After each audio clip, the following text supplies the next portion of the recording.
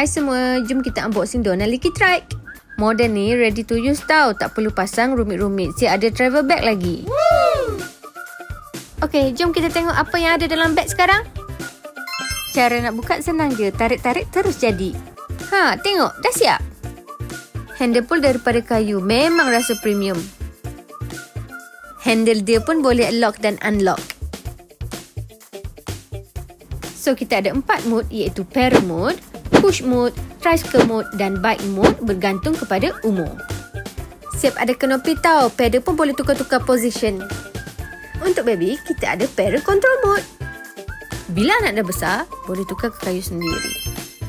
Untuk jalan rata, memang sangat best. Bila dah siap guna, nak simpan pun senang. Lipat-lipat je, dah siap. Leaky Trike ni ringan, portable dan muat dengan boot kereta.